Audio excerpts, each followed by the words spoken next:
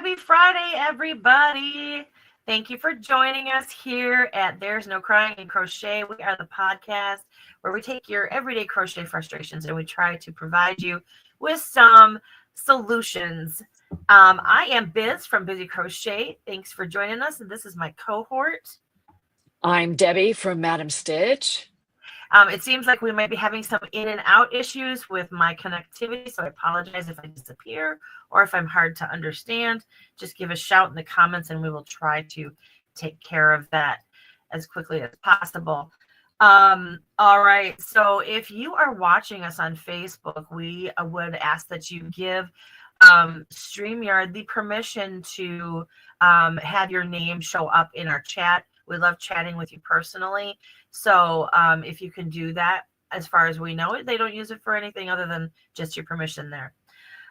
Also, if you are watching us on YouTube, make sure that you subscribe to our Busy Crochet and Madam Stitch Crochet channels because we are trying to upload new material all of the time to continue to help you on your crochet journey. Was there anything else that you can think of that we business-wise need to take care of? I don't think so. I'm just going to toggle between the banners apparently and just, let people see them multiple times. They're just reminders. I keep hearing this in places where January was just a ridiculously long month, and yet it felt like it sped by, right? So someone said the other day, it was only just after Valentine's Day, and someone said, and so the year that has been February so far, it's just so winter feels like it's just gripping us around the throat and going, come on, I don't know if you're going to make it or not. Yeah, but yes, everybody. We will. Yeah, because even down here in Florida, we're getting winter 2.0, bleh. And we have got, like today, my husband's running the water in the furthest bathroom from the water heater again because all of our piping goes through our roof in Florida and not underneath. So we have to make sure that the pipes don't freeze. I mean, this is how ridiculous our weather has been. So it's like, what is going on? We feel like it's getting balmy up here because it's been in the single and double digits. Feels like temperatures. It is supposed to be 35 as per high today, and we're like, break out the shorts and sandals. Ready? Yeah, you can. Baby oil, where are you? Oh my gosh. Oh my goodness. So, I mean, what else have we been up to this week besides freezing our bahukas off?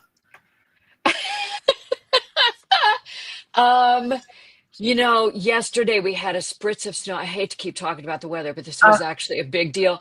I grew up in Missouri where I learned to drive in the snow. There was no question I knew how to drive in the snow. I know how to turn into the skid. I know how to pump the brakes. I know all the things. But because our winters have been so mild, I would say for the last 5 years at least, you kind of get out of practice. So yesterday, no predicted snow.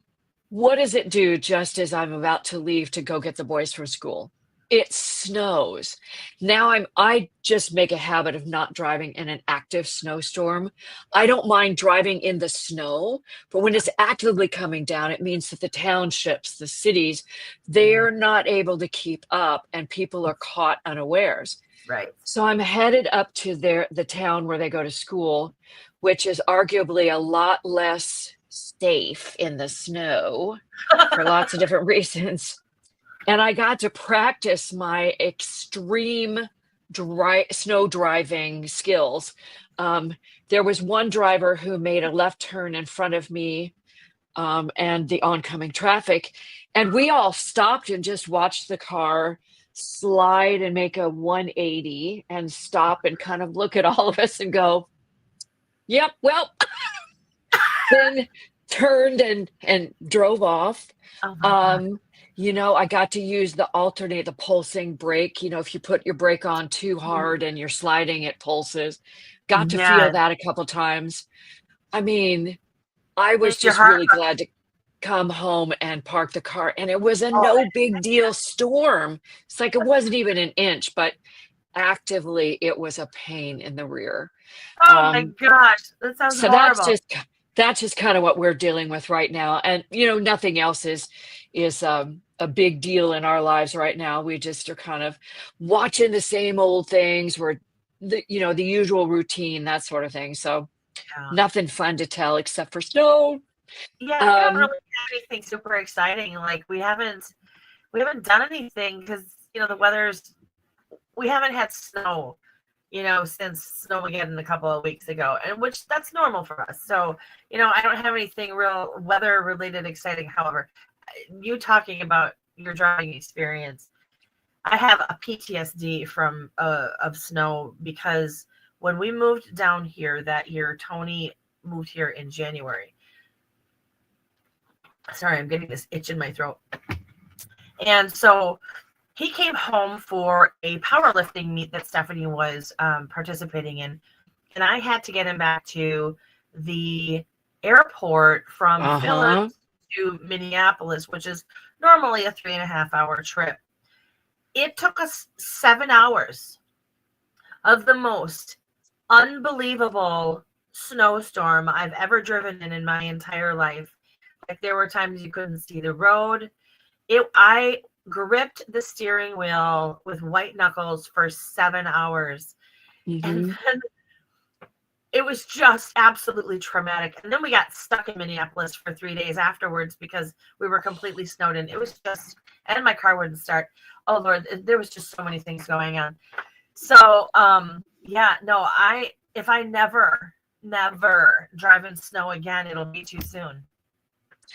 I actually don't mind it. It's the other drivers I always worry about because like I said, I have a lot of experience driving in the snow. This is not an issue. Yeah.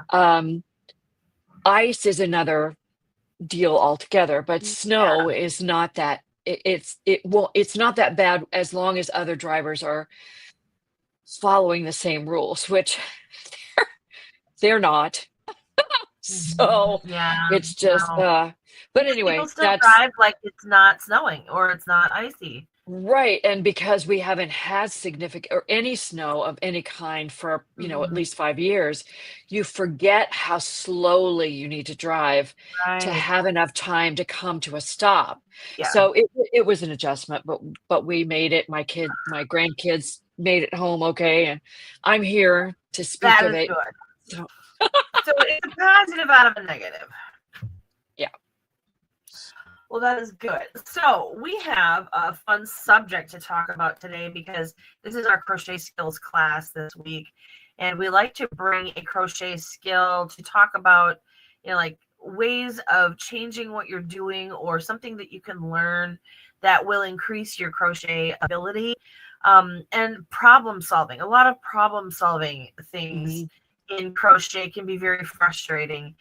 And so we're going to talk about today when your crochet fabric misbehaves and does the opposite of what you need it to do, or it's usually human error, but like we missed something, and how do we go back and figure out how to fix what we missed? Right. So the things that we're pretty much going to be talking about in this episode is like curling edges and our starting rows and things like that, or too tight of a foundation crochet, that kind of stuff. So let's start with, why do my edges start to curl? Oh, that is so frustrating. One of the most frustrating things to me is it's hard enough to start a foundation chain, especially if you've got if you're doing a blanket in one piece or an oversized garment or something like that, and your foundation chain is 100, 200, whatever stitches, right? And then your first row has to be single crochets. And invariably, every time I make that row of single crochets, and my first row looks like a curlicue. Now, I think that one that's not a big deal if the stitches that come after kind of lay that fabric flat. Yep. Yeah, but you have to kind of look at the foundation chain. Was it too tight? Was it too loose? Mm-hmm. Was my tension consistent across the row? Mm-hmm. And a lot of times that curl will work itself out, but if it doesn't, you have to go back and kind of figure out why that happened. Mm-hmm. I'm gonna go from the opposite direction. What about when you're getting to the end of a project and all of a sudden, we'll say a round project, because what I'm going to show you is a round project. So this little castle, see how it's all ripply on the edge? Oh, not yet. There you go. Yep. Oh, okay. Got it. Okay. So it became part of the design, right? But it wasn't supposed to be that way, because when this was like one of the very, very first things that I ever designed, because I wanted to make a little castle for these little finger puppets that I was making. And so when I was doing that, I added too many stitches in this area. And that's what's going to cause your rippling anytime that you are in a circle situation where all of a sudden your outer edges is just doing this number. It's because you're adding too many stitches going around, and you need to go back, especially if you want it to lay flat, you need to go back and readjust and remove like one stitch per increase, or maybe put more space in between your increases. Because when you do increases very close together, especially on a circle, it'll wonk out like that. Yeah. Yeah, and if you're working on a piece that's supposed to be flat, not even a circle, a rectangle or something like that, and you've got edges that are curling up, along with what you were saying, a lot of times it might be stitches that were skipped and you didn't realize you skipped them. Maybe we're working into smaller stitches and you skipped something, or you don't have the right stitch count. So maybe you're supposed to maintain a certain stitch count up that rectangle or square, whatever it is, and you have an inconsistent stitch count. So my mantra is count often.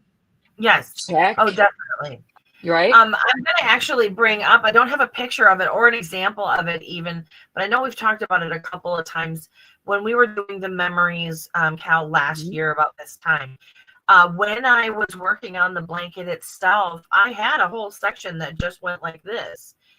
And that happens also because sometimes when you're doing a bunch of different stitches on the same base, some stitches are going to be super solid, like your single crochets, your double crochets. But anytime you start doing anything with chains or spaces or holes where it's, kind of wonky as you're working on it, a lot of times those will also alter your edges because you're using different tensions to create different materials, different textures.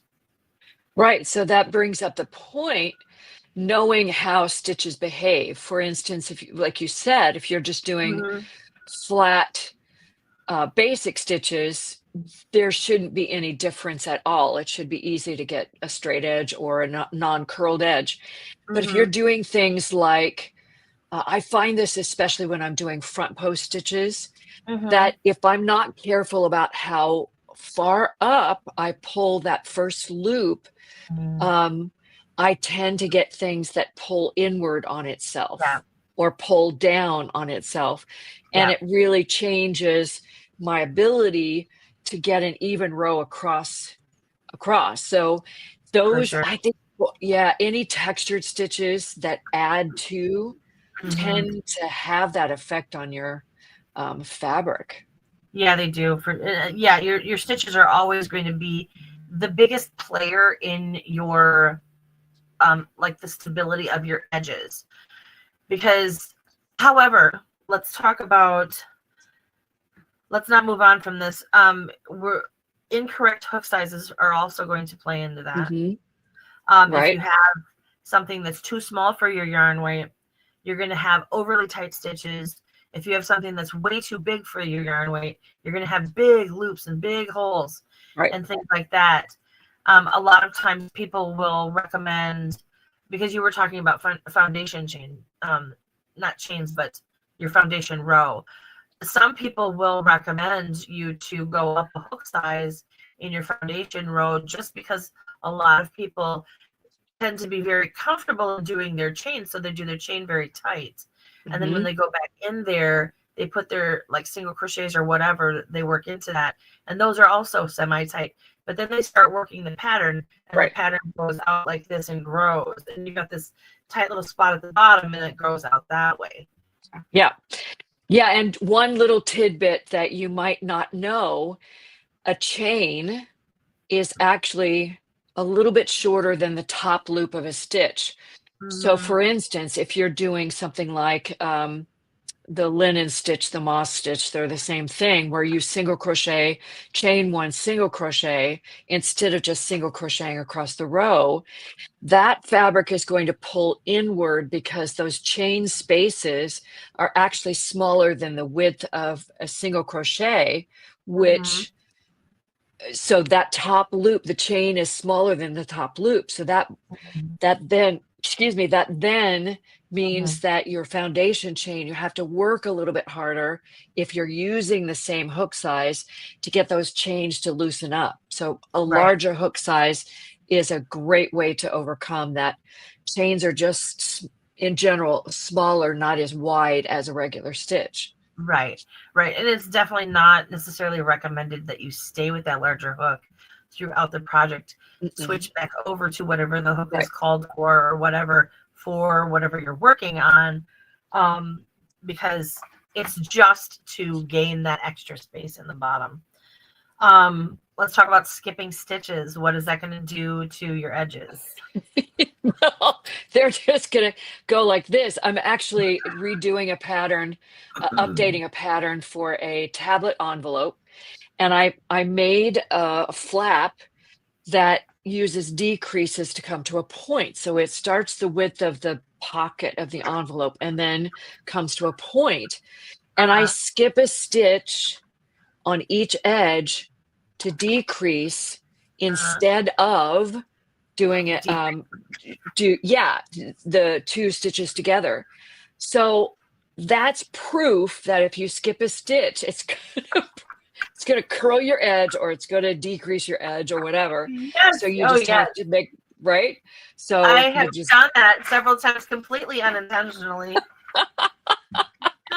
Mine was intentional, but but I mean, that kind of goes along with, you had said earlier too, making sure that you're counting as you're going. It's extremely important, especially if you're new. Even with us that have been doing it for a long time, we can get pretty like, I don't need to count, I know what I'm doing. And then we're like, where did the stitch go? What is going on? So that's wrong. Yeah. So humbling yourself in the sight of your crochet and count your stitches. Inconsistent stitch count is also going to lend to wonky edges and things going in and out. Making sure that you're on your count, especially watch what is in your pattern. A lot, not every, but most patterns go through quite a rigorous, tech editing and the testing and all of that stuff to make sure that that kind of information is correct for you. One thing we haven't really talked about in this episode, but we've talked about it numerous times in the past, is gauge.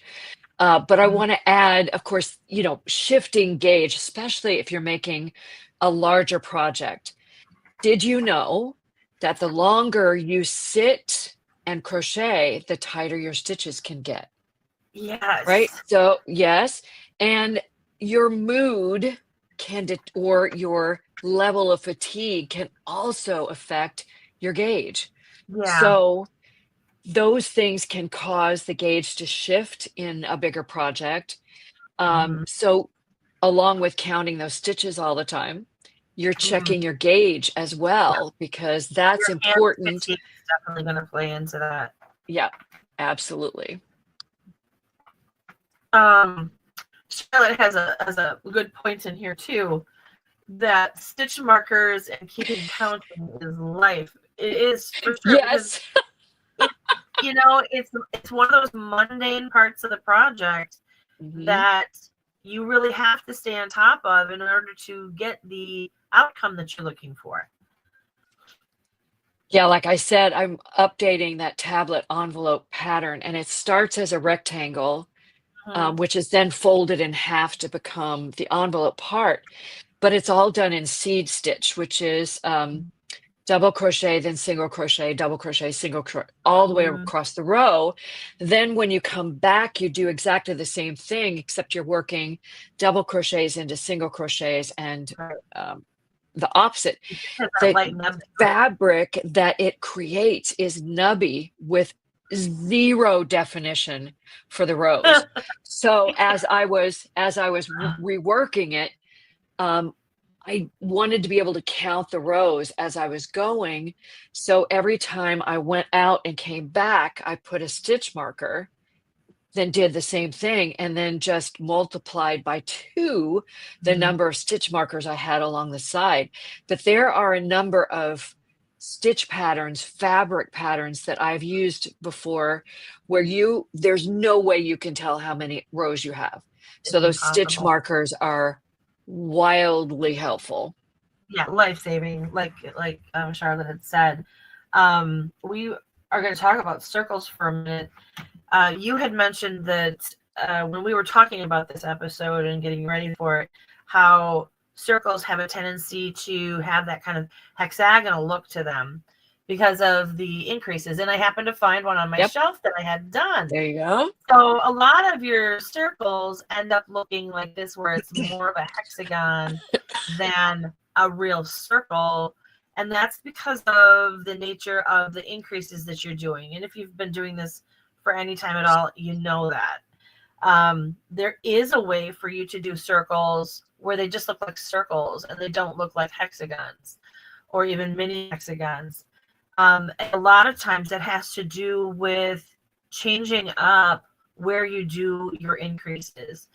So instead of increasing in the exact same spot every time you go around, you would shift your row like a quarter turn, or not even a quarter turn, but a little bit, and go past your increase and put your increases in between the increases that you did before. It's kind of, if you're not used to doing it, it feels kind of laborious. Like, I don't know how I'm going to do this. But if you just shift your thinking where it's the same amount of stitches, I'm just moving the increase over a couple of stitches so that I'm not lining everything up, that's where you're going to get your perfect circle. Yes, absolutely. Now, it's easiest as a pattern writer. It's way easier to write the increases all in the same place, because each subsequent row just changes one number in the instructions. And so you don't have to really think about it. But I tech edit for an amigurumi designer in Australia, and this is where I first learned it. Her designs are absolutely gorgeous, but that's because she's really thought out where those increases go so that you never can tell where they are.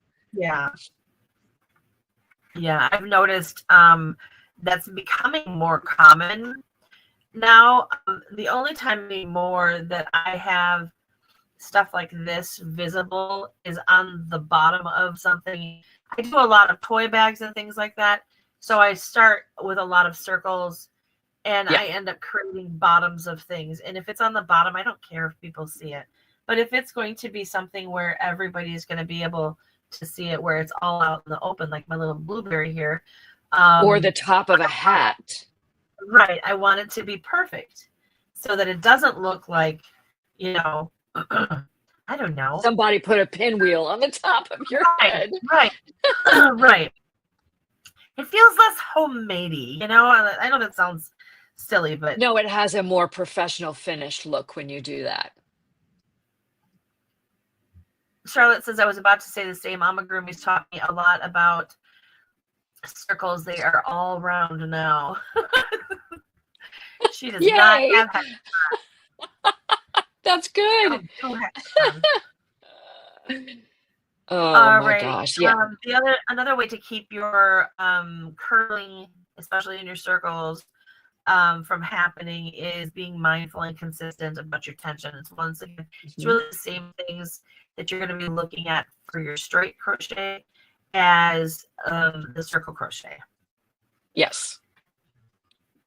All right, so let's talk about blocking. What is blocking going to do for me if I do end up with a wonky edge? Now, can you completely fix a blanket that goes like this on one side with blocking? Let's just get that out of the way. Well, sometimes it kind of depends. It depends on how many stitches you missed going that way. Right. If you've got less stitches at the top than on the bottom, I think blocking isn't going to help you a whole lot. No, that is one of those you do need to rip it out and do it again. But if you Absolutely. have missed one, maybe two stitches, if you are off by a quarter of an inch or whatever, like if you're going size wise, blocking is a miracle worker in certain circumstances. Yes. Well, we do know that blocking evens out stitches. It relaxes the yarn, depending upon what method you use. Um, so it can cure a whole host of problems. But if you're way off, it can't make a tiny little sweater piece into a bigger sweater piece. And definitely not vice versa. If your sweater piece is too big, you're not going to be able to block that No, smaller. no. Um, so it kind of depends upon what the degree of wonkiness is that Yeah. you can fix. Yeah, if you've got a huge piece, like if you are physically over the measurement size of whatever what they tell you in your pattern, because they'll give you measurements, especially for clothing, then it's worth looking at just ripping it out and starting it over, because there's Yep. no way to shrink that down unless you're going to do the whole hot water and hopefully it's going to shrink, and that's a lot of hoo-ha when you can just rip Oh, it out and do it yeah. right. And that doesn't work with acrylic. So It there you doesn't. go. Charlotte says blocking is something I'm kind of scared of. I'm with you. Um, I have tried it more than once because I have to, but it does. I've practiced it enough now that I have a handheld steamer, and I've learned how to use that, so I kind of stick with that. I've never wet blocked, so that one I don't know how to do. But yes, blocking scares me too, so I try to avoid it at all costs, Well, I do which is all of not a it. good place to The be. blocking, the wet blocking, yeah, all that stuff. And I've blocked blankets, I've blocked sweaters, I've blocked shawls, I've blocked socks, everything. Good for So you. the one thing I will say about wet blocking is it is good. I usually try to save that one for smaller projects because I have wet block blankets. Holy cow. You have to remember that all that water weighs a lot, and Yeah. you have to get as much water out of it as possible. So my recommendation is with if you haven't, or if you're wanting to do something larger like a blanket, get yourself some of the blocking rods. They're just metal Mhm. rods that go across. I use them for all of my blankets, and then I weave them in, and then I pin, and it pulls it so that it keeps your edge straight. So you're Yeah. not having to use 75,000 pins to try and keep everything straight. It pulls it and keeps it all nice and neat. Yeah. And then on the other hand, for blankets, I also use steam. I have, Mhm. like I said, I have wet blocked the blankets, and it's no fun. Do the steam. The steam is so much easier on blankets. You can putz and pull and Yeah. adjust and all that stuff. The wet block is better for things like shawls and small things. And I use a non-wash out like I want to say it's a fabric softener / soap. It's called Euclan, EUCLAN. Oh yeah. I know there's all kinds of different ones out there. There's one called Soak. They come in different scents and all that stuff. I think mine is lavender, but you just need the tiniest bit in there. What it does is it softens up your fibers in your yarn, and it helps it to lay out nicely. And it also, when you're taking it off your pins and all that stuff, it's super soft. It's really, it's a nice add-on. Like I said, I don't do that with my blankets because heavens to Murgatroyd. Yeah. All right. So wait, wrong one. This one. Wet blocking can make an amazing difference. I use it all the time. I have to say, lace blocking wires, yeah, there are game changers though for those bigger projects for sure. Yeah, I use those occasionally. Yes, the steamer works on cotton. The deal with the handheld steamer is you have to know how long to hold it over the fabric before it's too much. Yeah. Cotton is pretty sturdy, so you can get it a little bit warmer. Acrylic, you just kind of get it a little bit warm and then pliable. Yep. Yep. But I have used it on cotton, and it does help. Yeah. Oh yeah. Yeah. Definitely. Let's see. Well, you know what? We missed why are my edges so crooked? Well, that's a big one. We did talk quite a bit about how you end up with the crooked edges. So you're yes, but we didn't talk about turning chains and things like that. Right. So, right. That's another factor in why you get those wonky edges. I use a stacked single crochet instead of a turning chain, but let's talk about turning chains a little bit, because you can get an edge that curls in on itself, pulls in toward the middle, or you can get one that's too loose or has bumps on the outside. So Biz, I'm gonna quiz you here, darling. Turning chains. Yes. First of all, what is the purpose of a turning chain? Your turning chain is so that you can get to an appropriate height for whatever stitch you're working on, going in the opposite direction. Right. So if that's the case, our turning chain, regardless of the number of chains in it, needs to have the hook starting at, let's take a double crochet, for instance. This one can be 2 or 3 chains, depending upon how loose or how tight your chains are. But ultimately, you want that turning chain to be the exact same height as the stitch next to it, which would be a double crochet. And my chain 3 tends to be just a teeny bit taller. So I get this on the edge. I get that hump. I do too. I hate it. Right? Yeah. So I do a chain 2, but I pull those chains a little bit looser, and then I just make sure that that next stitch is the same height and adjust that way. Turning chains are super important. Now, does a chain 1 count as a stitch? Typically not. I mean, every once in a while you're going to get a designer who's like, hey, I need you to use that chain 1 in that spot because you need a stitch there. But I'm going to say 99.9% of the time it is not a stitch. Now, I'm going to pose this one to you. Half double crochet. That's where we get in gray area, because sometimes I'll do a chain 1, half double crochet in the same stitch, so it doesn't count. Or chain 2, half double crochet in the next stitch, so it does. That, I think, is the one where chain 1 may or may not count as a stitch. Yeah, well, for me, it never does. I mean, even if I'm doing the chain 1, half double crochet in the same stitch, see, I do that kind of turn chaining a lot, only because, you know me, I hate holes in my work. So I am not a fan of using chains as stitches, because to me, there's a gap in there and I don't like it. I don't know what it is about it. It just wigs me out. So a lot of times I will do the chain 1, then the half double crochet, or I'll do a chain 2 and then a double crochet in that same space, because for me it just brings it up high enough where I can get that stitch in there and then proceed along. And it doesn't cause enough of a bump on the outside. Right. It's no more bumpy than, say, like the chain one for a turning chain on a single crochet project. Right.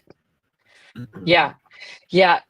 I actually have occasionally used a chain one, pull it up slightly to the height of a double crochet, but then put that double crochet in that same stitch as the chain. And then that chain one just lays right against the double crochet and doesn't bow out. Right. Charlotte is my fan. I love it. Stacked single crochet is great. Yes, it is. It saves me. Saves me. That's funny. All right. All right. We just talked about turning chains. Incorrect number of chains for stitches in the row. That is also going to cause bumps on and, you know, curviness and wonkiness in your, if you have either not enough or too many. You know, a lot of times if we get to the end of a chain, we don't have the right amount, or we have, you know, like it doesn't match up, we'll rip it out and do it over. Some people don't want to, they just want to just leave it there. And, you know, how can I turn slanting or bumpy edges into straight edges?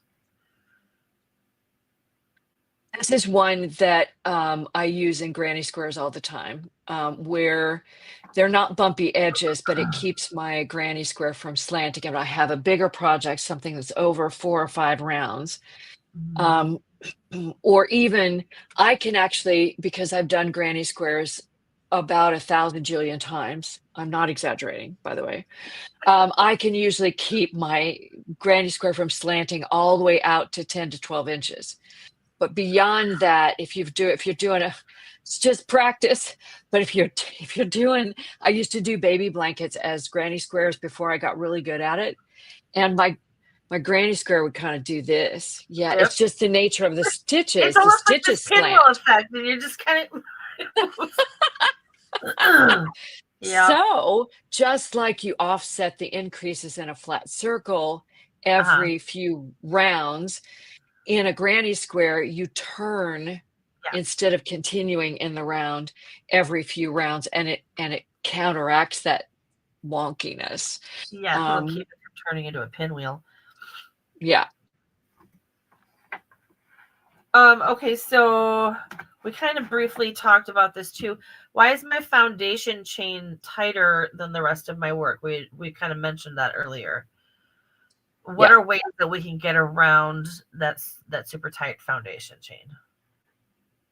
Well, I'm going to combine the next point with this because doing foundation stitches is actually a great way to get by that. We had mentioned already about changing your hook size, and you kind of have to experiment with that a little bit. If you got a bigger project, it stinks to do 200 chains and you think you've got it loose enough, and then you do the first row and you find out you don't, then you have to rip it out. And that's that's where, Charlotte, I'm going to tell you, stitch markers are your friend. You keep them in there until you're sure that chain is perfect. But I've started using foundation stitches in my designs, because if you get good enough at them, they are the same tension as the first row or the first round. Otherwise you're fighting with that. Plus it gives the work a really nice edge. But that foundation chain, you don't have to fight with it. Yeah. And I'm not really any good at the foundation chain. I picked it up super late. I am an anti, what is it? What do they call it when you jump on? Oh, the bandwagon. Okay. I'm an anti-bandwagon person. I am one of those people where if something is getting really, really popular, and I don't know what it is, I don't know why I'm like this. If something's getting really, really popular, I will turn and go in the opposite direction of it. Don't talk to me about it. I don't want to run away. Yeah. So there was a period of time of crochet when the foundation stitch was everywhere. everybody was doing the foundation stitch. You couldn't get a pattern that didn't have the foundation stitch in it. I was like, no. So I never learned it. And then later on, I was like, okay, I'm going to try this foundation stitch thing. You know, like it's got to be my idea or I don't want to do it. Oh, yeah. I'm just like, why am I like this? So I tried it later on, and it's really fun. Very springy. It's much less tight. It is springy. Yes. And yeah, it took me forever to get my foundation single crochet mine were way too loose because I was, you know, the first part of the stitch is making the chain that sits at the bottom. And then the rest of the stitch is finishing whatever stitch you're foundationing, if that's even a word. And man, I would either have the tightest, it's like the foundation chain all over again. It was either too tight, or I'd get to the end and my foundation would go like this because it was so loose on the bottom. So funny. Oh my gosh. Yeah, and I'm much better. Why I kind of tanked it, and I don't really use it very much because it slows me down. And you know me, I'm impatient, and when I'm working on a project, I just want to work on the project. I want to have to think about what I'm doing.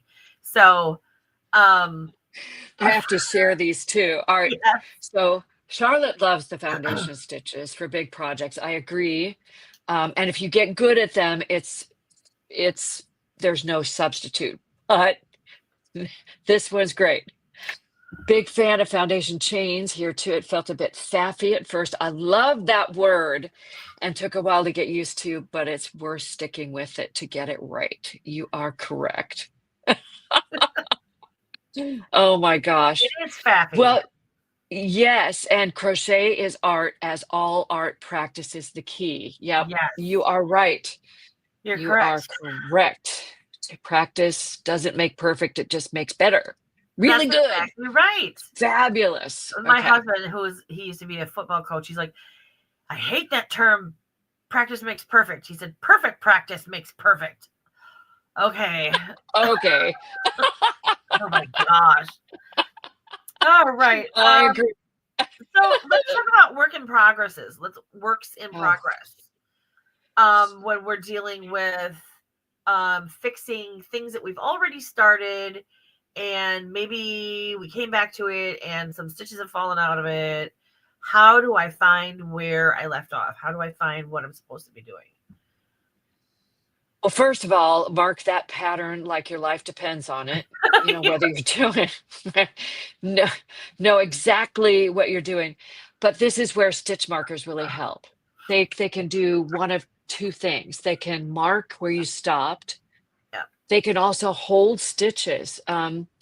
If you have more stitches than, or if you just have the one stitch, you know, not normally we pull the yarn way out, hoping that that's going to do the trick. But if you put a worker, until somebody gets to hold the other end and just keeps on, and then go wait, or you're pulling it out of the basket, and that end got stuck. Yeah, and then you've got stitches that are just that have to be redone. So I'm a big fan of just sticking a stitch marker in that loop. Yep. And then it can't pull the stitch out. Nope, it's a lifesaver. Even if you only have one stitch marker in your whole life, use it on that loop. Because oh, there you go. Charlotte's got the best answer of all.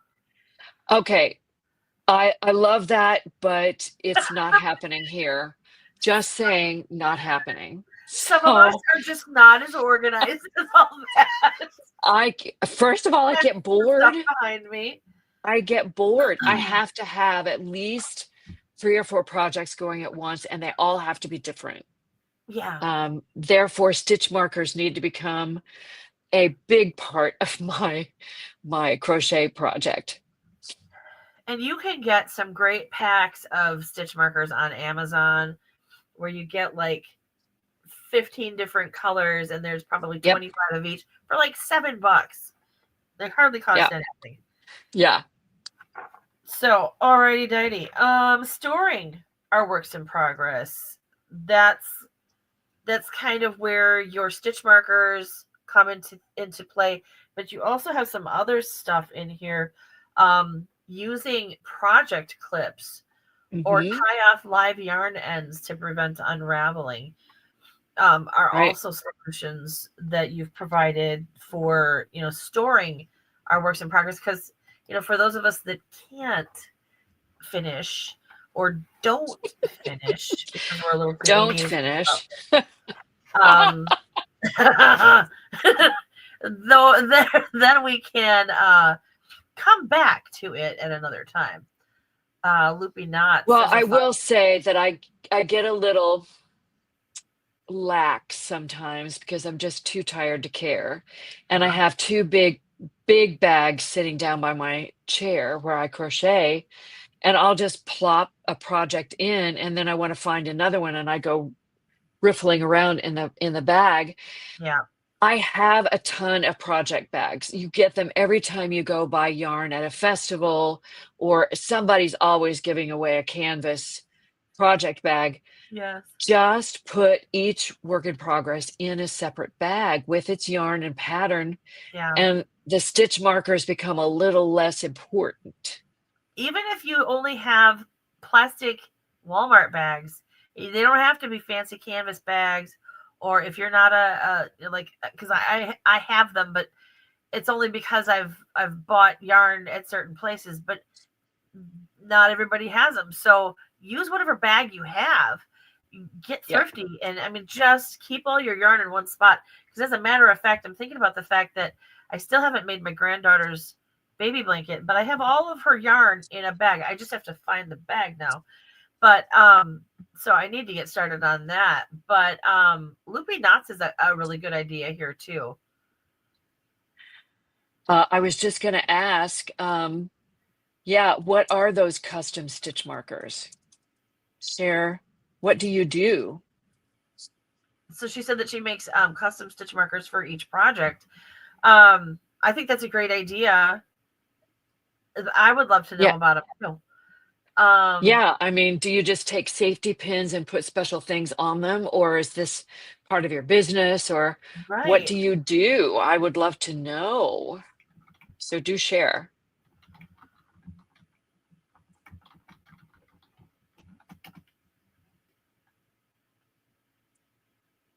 That's me. Let's see. Oh, that was just me. I see that. Well, do we have any other solutions? I think we've covered everything, haven't we? I think we hit the That was a lot of stuff. Yeah, we chitty chatted about a few things. So hopefully they were helpful. My big takeaway for today was stitch markers, count often, stitch markers, check your gauge, stitch markers. Watch your count, stitch markers. Stitch markers is in between everything. Block it. Blocking. Remembering the stitch markers. So maybe we should make that a giveaway for a future episode where we go, all right, we got these stitch markers. Give us your best use for stitch markers. They're yours, Yes. Okay. Oh, here we go. Yeah. All right, let me put this one up. All right, we are very interested in your technique. I use pin claw clips, jump springs, and beads to make fun ones. Round needle nose pliers are a tool used to make a loop at the end of the eye pins. I see that. Yeah. Those are great ideas. Yes, that would be fun. And I mean, if you need another hobby, beading is a wonderful hobby to get into, because it's another one where like the fun never ends. Oh my gosh. Friendship bracelets, here we come. You're gonna need another office for all of the beading supplies you're gonna want to buy. Yeah, see those shelves over there? Maybe I should clear some. No. I think we'll leave that to some other experts. Yes, the ones, because oh Lord, as much as I enjoy doing it, I don't have enough space in my life for it. Just an extra tote. She's just got an extra tote. I don't have space for the tote right now, but it makes sense. It makes sense. Oh, is it time for us to go through our episodes of how to clean your office again? I think it is because mine needs it real bad. You just don't want to see what's behind everything. Spring cleaning is coming. Yes. All right. All right. So, Ah, that'll be it for this week about our crochet skills and how to help your wonky edges and different tips on what to do to make sure they don't happen at all. But we always finish out our episodes with what are you watching this week? Because we are junkies. I'm a junkie on TV. And I mean, you are too. You're very specific. I'm very specific. I have very specific tastes, and I don't have a lot of time to watch other than the usual stuff because we have such a down pat evening routine that by the time I get to something beyond Jeopardy, the news, Big Bang Theory, that sort of stuff, I only have a small window before bedtime. And on the weekend, there are three different people with three different tastes in the family room vying for the TV. Although my daughter and I have very similar tastes, but yeah, Oh, my is she husband hanging thinks out what I for it now watch. that she lives close by? Oh, yeah, absolutely. Yeah, she was here all the time when she didn't live here. Oh, that's Now she's hilarious. here all the time when she does it. I love it. It's just fabulous because the Absolutely. house gets quiet. But yeah, so another episode or two of Severance. Reacher, I think, started yesterday, so I need to start watching season 3. Ooh. Network TV took a hiatus, but I still had episodes to catch up on. I'm making my way back through Person of Interest, and Suits because Suits LA starts this week. I mean, it's just yeah, just I love going back and watching series that I watched before because you miss so much the first time through. You're just waiting for that next episode. You kind of lose the Yeah. through line in Yeah. a series. So I love going back and watching the origin story and then moving out from there. Person of Interest is just such a great show. Such a great Yeah. show. I think we watched that. I think my husband watched more of that because I'm one of those people who, once it gets in and the story starts to kind of get repetitive, my mind checks out and I can't do it. But I would like to try it again. I would try that one again. We are kind of the same. We are, our trash reality TV, which is right, which it isn't that bad lately because there's not a lot of trash. But we've got The Floor on Hulu, which is like a game show with Rob Lowe. We've got oh heavens, what is the thing called? Traders on Yep. Peacock. I was just looking at something with Reacher on it. I didn't know that had started, but I'll probably need to wait a week or two. So we've got a couple of episodes to binge watch because we like to binge. And then what's the other one? Oh yeah, Deal or No Deal Island is the other reality show that we're watching right now, which and on Netflix, they have got, I'll tell you what, Koreans have got the most imaginative minds when it comes to different kinds of game shows, I guess, like involving real people.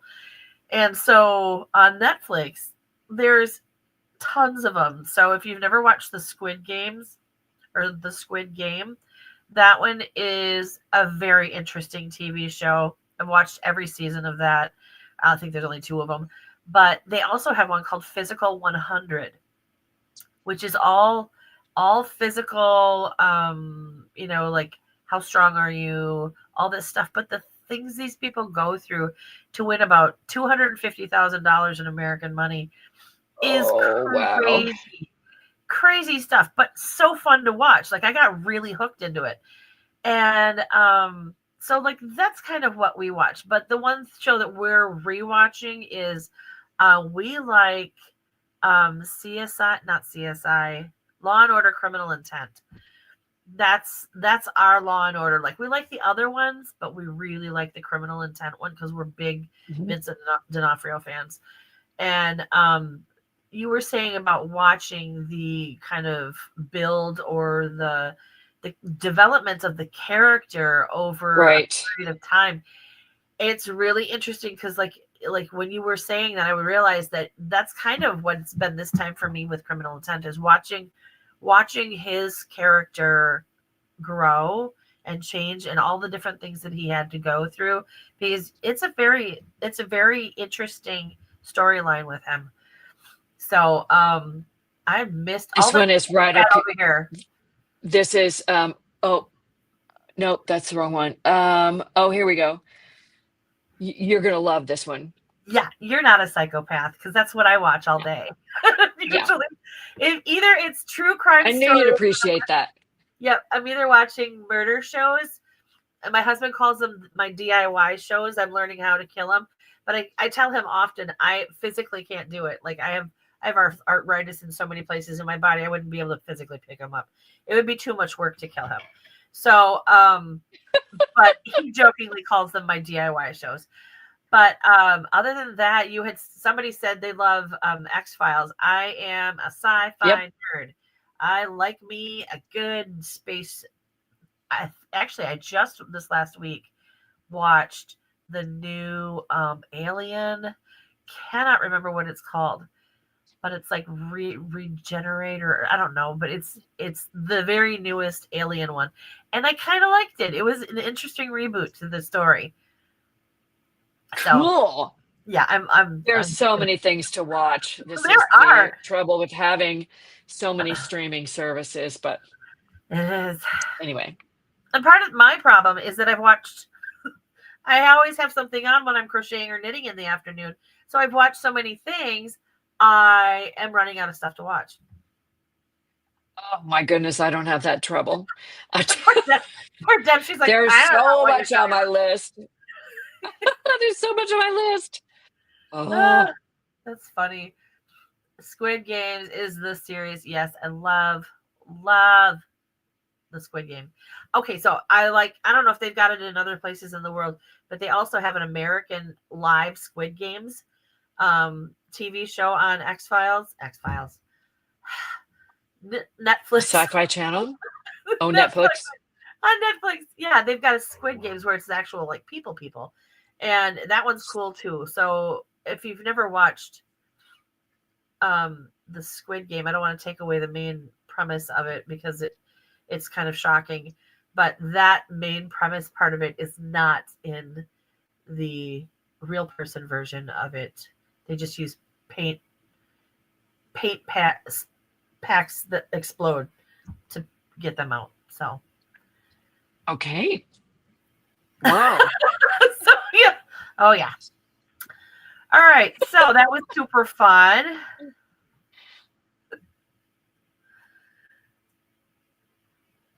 All right. And so now I think we've kind of hit the end. I'm going to go and let my husky out because she is starting to go woo at me in the background. And oh, cool.